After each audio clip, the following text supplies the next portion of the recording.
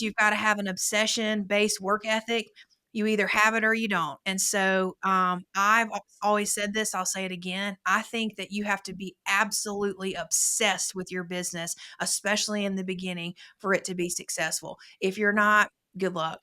And if you are not obsessed and if you don't eat, breathe, and sleep your business, especially in the beginning, you have no business being a business owner. Dr.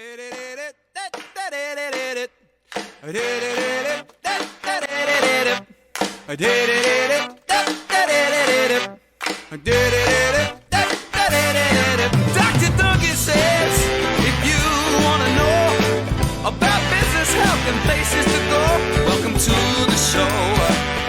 Yeah, welcome to the show. If you know that you want to grow your business, your practice, and portfolio, welcome to the show. Hello, and welcome to $1 Million Chiro, the podcast for chiropractic practice owners. I'm your host, Dr. Mary Frances Duncan, founder and CEO of Simply Southern Chiropractic Center in South Carolina. I'm a chiropractor by trade in an entrepreneur's body. I'm excited to guide you through this journey at the crossroads of chiropractic care and the art of successful practice management. If you haven't already, check out my website, milliondollarchiro.co, where you can access all of our previous podcasts, online courses, and gain more insight on one-on-one coaching with me. And don't forget to stay connected by following us on all social media platforms at $1 Million Chiro. You can listen to $1 Million Chiro, the podcast, on all popular streaming platforms like Spotify, Apple Podcasts, and YouTube.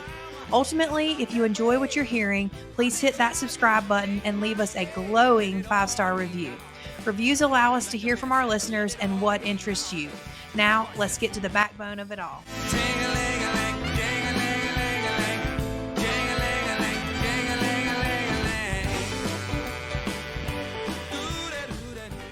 Welcome back. Class is officially back in session. Welcome to part 2 of our recommended books for chiropractic practice owners. So welcome back to the $1 Million Chiro podcast, and I'm here with my co-host and executive assistant, Kelsey. Hi, Dr. Duncan. I am happy to be back on $1 Million Chiro for class being back in session and us starting up our weekly podcast episodes again. So like Dr. Duncan said, we're going to be chatting today about 2 other book recommendations for ownership, entrepreneurship, and just running a business in and of itself. So Dr. Duncan, do you want to kind of give us a good rundown of what the books are that we recommended in the previous episode and in this episode? Yeah, so in part 1 of this series, we talked about 2 different books. The first one being Who Not How, The Formula to Achieve Bigger Goals Through Accelerating Teamwork by Dan Sullivan. And we also talked about Buy Back Your Time, Get Unstuck, Reclaim Your Freedom, and Build Your Empire by Dan Martell. And we talked about those together because I feel like those talk about a lot of the same things. But I saved the best for last for part 2, and we're going to shift to our next 2 books. We're going to talk about Never Lose an Employee Again, The Simple Path to Remarkable Retention by Joey Coleman, and then my favorite book that every business owner should read, chiropractic practice owner or not, is You Can't Teach Hungry by John Morgan. Wonderful. I'm really excited. I know I've heard a couple of synopsises here and there on these other books, but I haven't heard much from Dr. Duncan about You Can't Teach Hungry. So I'm really excited for that. So you guys stick to the end as well to hear us talk about that one. So let's go ahead and just hop into this first book, which is just as good and exciting to talk about as well, which is Never Lose an Employee Again, The Simple Path of Remarkable Retention. And that is by Joey Coleman. So Dr. Duncan, first and foremost, why did this book make the list? So I've talked about this before, but the hardest part of being a chiropractic practice owner is staff management. It's not getting new patients. It's not getting patients better. It's not all the other things that go with practice ownership, but the hardest thing about any service-based industry is staff management or employee management. So there's 2 parts to this. So number 1 is finding great talent, and then number 2 is keeping great talent. And so that is what this book really gets into. So Joey Coleman wrote a book a while back called How to Never Lose a Customer Again. And then he wrote this book titled Never Lose an Employee Again. And so both books are great, but we're going to dive into Never Lose an Employee Again. All right. So, my first question when it comes to this specific book is why did this book make your list, Dr. Duncan? Sure. So finding good employees and keeping good employees is one of the greatest challenges facing businesses. In my opinion, if you can find good employees and find competent employees that fit with the staff and team culture, I think it's a whole lot easier to keep them because they're already bought Mm. into the practice and what we stand for. But we've talked in depth, we've had podcast episodes on how to hire, the hiring funnel. That is so crucial to your staff retention because you got to find the right person in the first place, and that's half the battle. But then once you find a great recruit, then this book talks about how, as an employer, we have 100 days to get the employee to buy into this business. And so we've heard the term buyer's remorse before, but employees that take a new position, they experience hires remorse. Mm. And so we have 100 days to sort of turn that around. And so some big takeaways that I took away from the book were what you do, what we're doing in the very beginning. So, we have totally changed how we onboard our team from this book. So, for example, and I never really thought about this, you do all this work as a chiropractic practice owner. You go through resume after resume and people applying. If you go through the funnel, it's exhausting, but it does help you find a good employee. Well, that was a lot of hard work for us on the employer side, but the person that we're hiring, they weren't as busy and probably stressed going through all those candidates. They didn't go through candidates. In their mind, they might have been the only candidate. So we've got to sort of win them over. But think about this. We've done all this work as a chiropractic practice owner, and we're like, thank goodness we have an employee. This is going to be great. This is going to help us grow. My hard work is done. Well, the employee doesn't care about that. They're not seeing it in that light. And so imagine you in your head are thinking, okay, we have an employee. Let's get started. So the new hire comes the first day. You give them all this paperwork and say, I need you to fill out this paperwork. These are the rules of the office. And you immediately go into firing off like, here are the treatment rooms. This is what we do in here. And it's very, very, very, very overwhelming for a new hire, especially if they've never been in a chiropractic Mm. practice before. So we really want the first day to be a lot of fun and exciting. And so the book talks about how let's turn this around. Like the first day that the employee comes to the office, like let's cheer them on. Maybe the staff are all lined up, and we've done this with pom poms where we're excited. We're so excited for this new hire, and we are encouraging and cheering them on their first day. We give them swag on the first day. The first day should be fun. You can do the paperwork and all of that the second day, but you want to make sure that the employee comes back because I have had that happen too Sure. on multiple occasions. We've had, and I know everybody listening to this has had this issue happen. We've had employees not show up for interviews. We've had employees not show up the first day. We've had employees come the first day and not show up the second day. And it makes you so mad. And, I think this is an issue. It's disrespectful. These, employees that we've hired is very disrespectful to the practice and the practice owner because we put so much time into these Mm. people. But it doesn't really matter what your opinion on it is. It happens. And so we want to prevent this as much as possible. So the book sort of starts out with giving an analogy with high school athletes that are recruited to play in college. So, I think it talks about, like, kids that are getting recruited to play football at Notre Dame, like, they get these care packages in the mail. Signing day is a huge day. Sometimes it's televised for them. There's balloons, there's excitement, there's a party, and that's how you want to welcome in your new employees because you're recruiting them. You're recruiting them to be in your office like you would be recruiting them to pick your office or, pick your team as a player. And so when you put when you think about it from that perspective, it really does make sense. Like we only have 100 days for employees to buy into our culture, to buy into what we believe in, to really get on board. And so we want to make those first 100 days really exciting. Absolutely. And I feel like that was very much done in my role when I got here. I was super welcomed and made to feel like, it's going to be a lot, but we're going to be here with you. So I definitely think that I know that you had read this book prior to me getting here. So I could see that change as well. And kind of talk to us. I know that you had mentioned just a little bit about this buyer's remorse, but what does that look like, especially as like new business owners are kind of coming into hiring? And what does the hires remorse look like as well? So the book talks about statistics say that as soon as someone takes a job offer, they immediately experience buyer's remorse. They think, "Oh, did I make the right decision? Should I have gone with another company? You know, did I do the right thing?" And so one of the things that the book recommends is, especially I don't do this so much with our chiropractic assistants because they're once they're hired, they're coming in pretty quickly. But with your associate chiropractors, overnight them something in the mail, even if they are local, like send them something. You need to go ahead and have like a little gift basket ready or a card, or we've had in the past custom cards with Simply Southern Chiropractic Center on it where the pineapple pops up in the middle. Like you want to send them something in the mail that's very special. People don't get mail a lot of the times.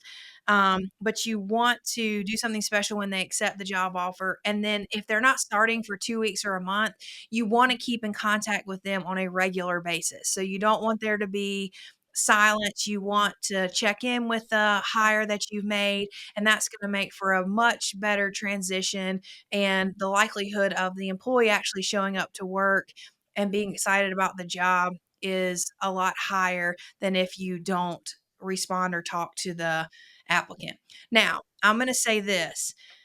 Hopefully, if you do hire somebody that say you hired them and they didn't start for a month and you didn't talk to them via email or text or phone call and they didn't show up to work, they were not going to be a good hire anyways. We want to prevent this totally, but if you're having people that don't show up, then we have to go back to the hiring process. Did you put the employee through the hiring funnel? You've made a bad hire. The first part of this is the hiring funnel and getting good recruits, and then the second part is keeping the recruits. But I think I think the first piece is a whole lot harder than the second piece, because if you hire the right person, they're already, like I said, bought in, and they're going to be good employees. And I will say this, as you're growing and scaling as a practice owner, you might be still heavily involved in hiring. I'm very heavily involved in our associate doctor hiring. I'm not so much involved in hiring of other positions. But I'll say this helps, and it's going to help you as a practice owner long term because you want to be able to retain your employees, and that's going to decrease your stress. But I'll just be real with you. This is exhausting. To be frank, I hate doing this. Like, I hate having to put on a show and have a party. I mean, but people care about this stuff and it matters to them. So it doesn't matter really what your opinion on it is and if you want to do it or not. You've got to celebrate people. I know as a practice owner, we want to get to work. We want to make sure that stuff gets done. We want to make sure we help our patients. In the big scheme of things, this doesn't matter to us because it's not moving the needle. But doing these things will make your life so much easier in the long run, and it will decrease your stress. So trust me on this. Just do these things, and it will help you exponentially. Right. We always have a good sweet come to Jesus moment right before these events where it's like, okay, it's about to happen. Where are we at? What's going on? So I definitely can understand it's not moving the needle, but it does help out, especially with like morale and culture around the office. They kind of come in with a very specific expectation as to what to expect with those next 100 days. So, Dr. Duncan, anything else within Never Lose an Employee Again? Do you have any other topics? Yeah, so the book is great. The rest of the book goes into, once you have employees past 100 days, say you have them several years, even decades, you don't want to forget about them. You want to re-engage them and make them fans again of your business. And I think for chiropractors, that for us, that means making sure that we are continually treating. I hope that everybody listening treats their employees as an employee benefit. You need to treat them. And if our rule here, if you're full time and you're married, we'll treat your spouse and your kids. Your staff need to be under chiropractic care. They cannot be a fan if they're not under chiropractic care. If you hire somebody that they don't want chiropractic care, they think it hurts, they think it scares them, get rid of them. They're not a fan. They need to be out of your office. So, but making sure that we are re-engaging with our employees, doing things for them. Like we're about to do a Halloween contest between our offices, costume contest. And like those are fun things for our office staff. Make sure you're doing those things. Make sure you're giving back for work anniversaries, for, holidays. Just make sure you're engaging your staff. If you have a large team, I suggest as a practice owner that you take the time to speak to everyone in your clinic and try to get it to know everyone on a somewhat personal level. I'm not saying a personal level. I think there's problems that come with that too. I don't think the CEO, the owner needs to be that close to a lot of the staff members. There needs to be a degree of separation Mm. there. That's another podcast for another time. But this book is great, and you can read it and reread it, and you'll pick up new things every time, little nuggets of information. Great. Well, let's go ahead and hop into book number 2 for this podcast topic, which is You Can't Teach Hungry by John Morgan. So, Dr. Duncan, kind of tell us a little bit about this book, John Morgan, kind of that whole spiel. So I think everybody listening to this podcast, I think has probably heard of John Morgan. So he is a trial attorney. He has the biggest law firm in the United States of America. He knows how to run a business. If you're especially on the East Coast, he he's now his headquarters are in Florida. That's where he spent most of his life. I mean, his billboards are everywhere Yes, over they are. Florida. He's going into every state. He knows how to grow and expand.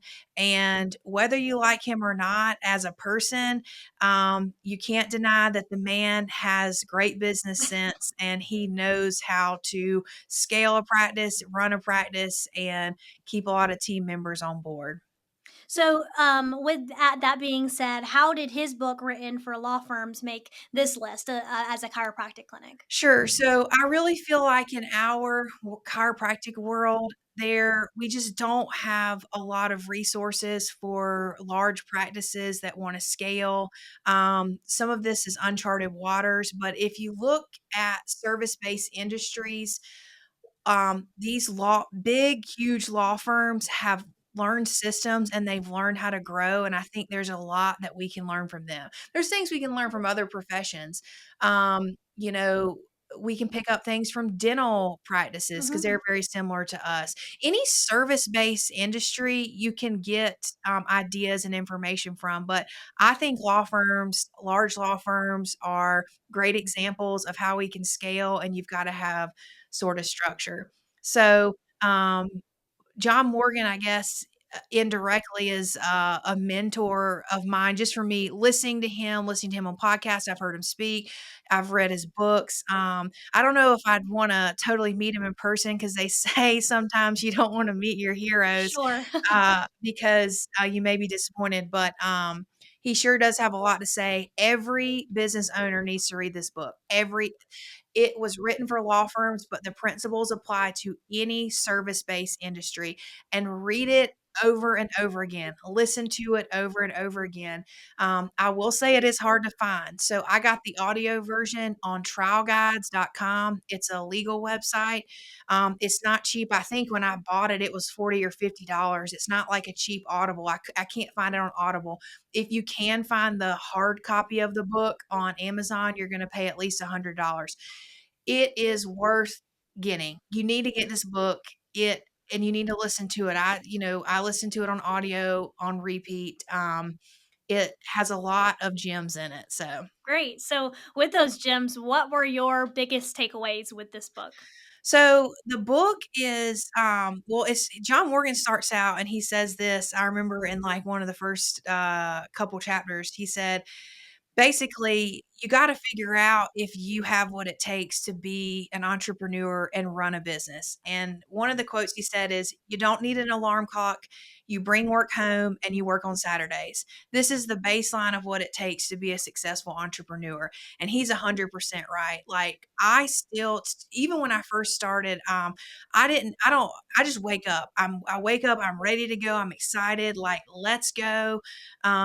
I still feel that way sometimes, but if you don't have those basic things, like I've said in other podcasts, like you have no business running a business at all. And don't feel bad if you're sitting here listening to this and you've had a chiropractic practice for years and you've been questioning whether or not you should get out of it. Well, if you are not still passionate about it today, about running your practice, and you need an alarm clock to wake up, you don't want to bring work home, you don't want to work on the weekends, then this is not for you. Like you can get out of owning a business. You can still be a successful chiropractor if that's what you love, but it takes obsession, and you still have to have that obsession years down the road.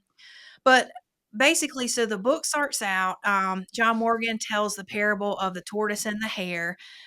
He reminds us that as a business owner, our career hopefully is going to last us 40 to 60 years, and that the tortoise is always going to win the race. So owning a business is a marathon, it's not a sprint.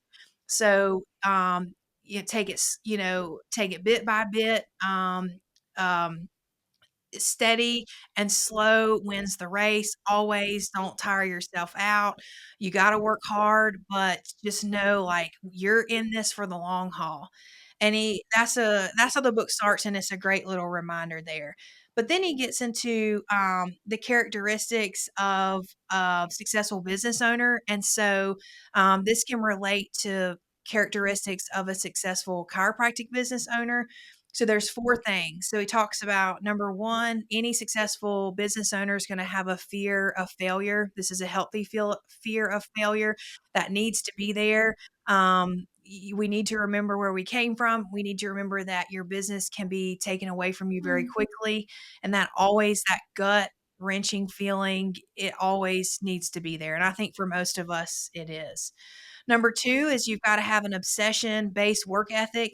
You either have it or you don't. And so I've always said this, I'll say it again. I think that you have to be absolutely obsessed with your business, especially in the beginning, for it to be successful. If you're not, good luck. And if you are not obsessed, and if you don't eat, breathe, and sleep your business, especially in the beginning, you have no business being a business owner. And that's okay. Like if you're a practice owner and you're listening to this and you feel that way, um, there's great opportunities out there now. Things are different than even they were 5, 10 years ago. Get out of it. It will owning a business will totally stress you out and ruin your life and relationships. Number 3, the third characteristic that a practice owner needs to have to survive is you got to have professional competence. You got to be good at what you do. You got to be smart. For us, you got to know the bones of the body, the anatomy of the body. You got to be good. You got to be the best, good at what you do. You can't be okay. You can't be afraid to treat people. I had an associate doctor one time, and he referred more people out than actually adjusting them. It baffles me to this day. Like we're running MRIs on patients that have pain in their mid back. Just adjust the patient. That's Mm. going to help. And don't be afraid to, do what we were taught in school. So let's try to help these people. You've got to be smart about it. And if you have red flags, you have to recognize those. But let's get patients better. We've got to be competent. And then number 4, practice owners, they need a plan to survive. If you don't have a plan and you don't know where you're going nowhere fast. Mm. And it it would be a shame for someone to be obsessed, to have the other things, a fear of failure, to be obsessed with their practice, to be competent, and to have all these other things that are, most people don't have these characteristics, but then you waste them because you don't have a plan. Like Mm. that's like a hamster running in a hamster wheel at full speed, wearing themselves out, tiring themselves out, going nowhere fast. So take that energy and have a plan. And so I think, we have vision days here at Simply Southern Chiropractic Center. I try to do it once a year, and that helps sort of set the tone of what we're going to do in the next year, 5 years, and 10 years. But after John Morgan sort of describes these characteristics of a successful practice owner, then if you have those things, then he goes into the key ingredients and a roadmap of how to be successful. Mm. And these principles, he's talking specifically to lawyers and law firms, but these principles, trust me, they will work in your practice and they are valuable to any service-based business owner. So I love this. I think this is funny. So in this, and by the way, John Morgan he puts it all out there. He says some things that I think they're hilarious. But he says the things that I think a lot, and I think that's why I like him. But I would never say that to somebody in person. But man, am I thinking it? He doesn't care. He's respectful and he's nice, but he's been in practice so long. He just doesn't put up with things from people and his employees. So, John Morgan, he recognizes in the book that all law firms are different. Just like if you read this as a chiropractic practice owner, sure, are some of the things that he talks about not going to apply to you? Absolutely, because you're not a lawyer. Do some of the things that he talks about in the book not apply to other law firms? Sure, because they're not personal injury attorneys. They're not plaintiffs attorneys. They're on the defense side. It may not apply to their practice. But he says in there, and I think this is a good takeaway for chiropractic practice owners, just imagine, take what you find nutrient from the cafeteria food line and then leave the other foods or the lessons behind. Take what you can from it and move on with your life. And don't, you can get a lot of value from this book. And it can help a lot of practice owners in a lot of professions. But if there was one book out of these 4 that anybody should read, it is You Can't Teach Hungry, and listen to it and read it over and over again. And every season of your practice that you're in, you will get something new and different from it. So, Dr. Duncan, right now in this time period of your practice and your entrepreneurship and being the owner at Simply Southern, are there any aspects of this book that you're planning to apply in the future? So I've had a loose plans before of our future, but he does talk about having very formal meetings with strategic planners in your practice and Mm. then presenting that to your team. And he does this every, I think January at the beginning of the year, like all the lawyers, all the staff members. I mean, they're in multiple locations across the United States, but this is a big thing that they all do, and he sets the pace for the year. He said, these are our goals. This is where we're going. This is where we came from. And I think we need to work on here, getting very, laser focused on our Mm. goals, presenting them to our team, and making sure everybody's on the same page. Because I may know where we're going and our goals and our visions, and maybe some of that being my executive assistant, but sometimes the rest of our team doesn't, and I think that's helpful. Yeah, I think it pushes the needle a little bit faster, just a little bit more because people are a little more focused on what we're all focused on, which is important. All right. So, any other things on You Can't Teach Hungry? I know it's a big one and you're pretty passionate about it. No, it's a good book, and I laugh when I listen. It makes me chuckle. It's a good one. Good. I mean, I'm excited to give that a listen myself. That sounds fantastic. So, kind of wrapping it up here with a couple of these books that we had chatted about today, and feel free to reference some from our first podcast that was released last week. But now that we've reviewed all of these 4 books, I know you told that You Can't Teach Hungry is a big recommendation, but for maybe a clinic owner who is just starting chiropractic, owning a chiropractic office, do you have another book recommendation, or would you go for that one? Everybody needs to read You Can't Teach Hungry, everybody. But for new chiropractic practice owners, I would probably start with Who Not How. That talks about learning to delegate. So in the very beginning, you can't delegate things in your practice because you are doing them all yourself because you are new and you don't have a lot of resources. So I think that book, even if you're not ready to start delegating and getting help, it helps you get into that mindset so you can start to delegate things faster. I would read that one first. Well, first would be You Can't Teach Hungry, but second would be Who Not How. Third, I would read Buy Back Your Time because Buy Back Your Time is, I think, a more in-depth version Sure. of or a more in-depth instructions of Who Not How. It talks about Who Not How talks about why you should delegate things, and you can start delegating within the team that you have. Buy Back Your Time talks about hiring outside help, an executive assistant. You start off that way and you making some other important hires to help you. And then the fourth book I would read is Never Lose an Employee Again, because I'll tell you this, those the lessons that you're gonna hear about in Never Lose an Employee Again, they they won't hit home until you've had some bad hiring experiences. Really, you live it to learn it, and you just have to get employees into your practice in the very beginning. And once you've had some experience recruiting, once you've had some experience hiring, once you've had employees not show up to work, leave during lunch, never come back, you've had some sort of employee horror stories, then you're going to value that book and you're going to get a whole lot out of it. But if you read it right out the gate, it's not going to mean much to you. Gotcha. All right. Well, anything else on any of these books before we wrap it up? No, I think these are great ones to put on your reading list for the next year. Awesome. Well, we will see you guys next week on Million Dollar Cairo. Bye. And that's a wrap on another episode of Million Dollar Chiro, the podcast. I hope you enjoyed diving into the world where chiropractic care meets successful practice management. I'm Dr. Mary Frances Duncan, your host. Remember, you can find all of our previous episodes, online courses, and details about personalized coaching with me on our website, milliondollarchiro.co.